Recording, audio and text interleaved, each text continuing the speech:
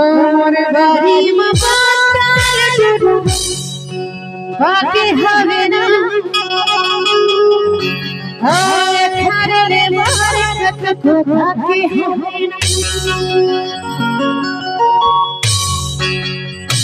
আমার বাড়ি মাতাল বাকি হবে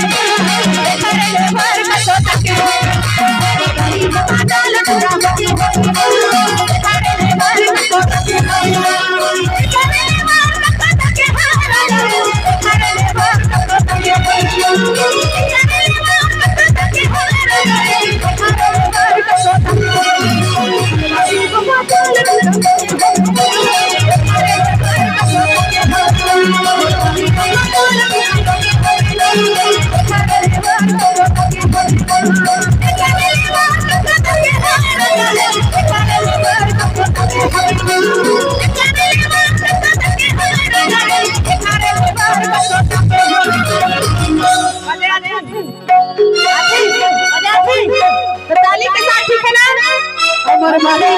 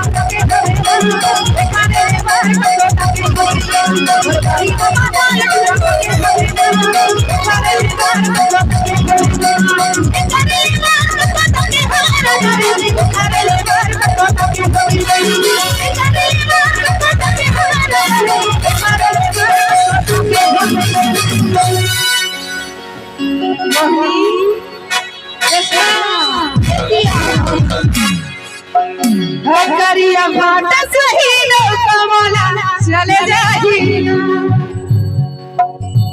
अबलवा कर खसुआ टूला चले जाही और मोला छन देवे भगवान और दारू की यादव का छन देवे और मोला छन देवे भगवान वीडियो नौका छन देवे हमारी भाषा सही नौका बोला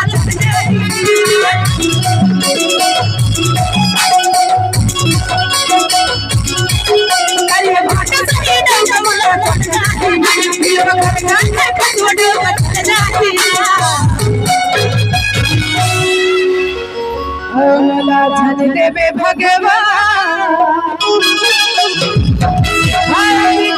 बनावले नौका छन देवे भगवान दारू की नौका छन देवे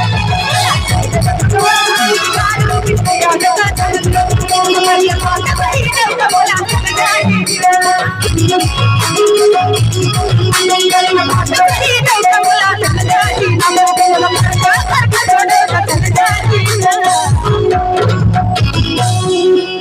बोला छन देवे भगवान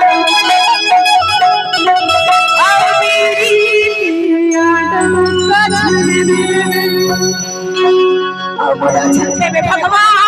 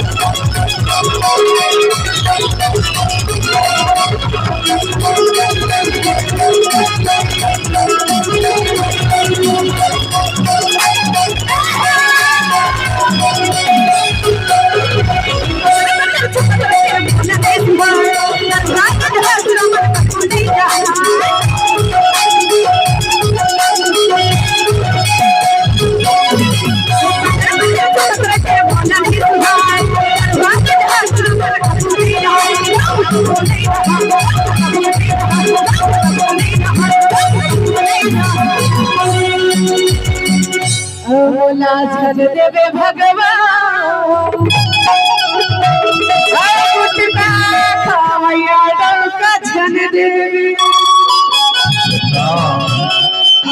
छन देवे भगवान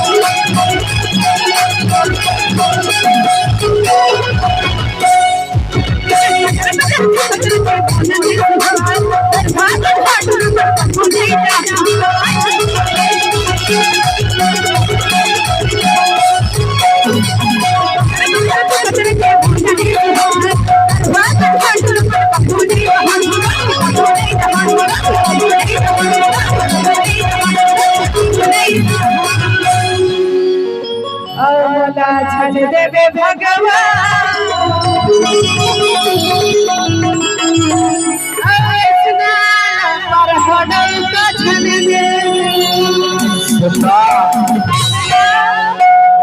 ऐसा नहीं कहे।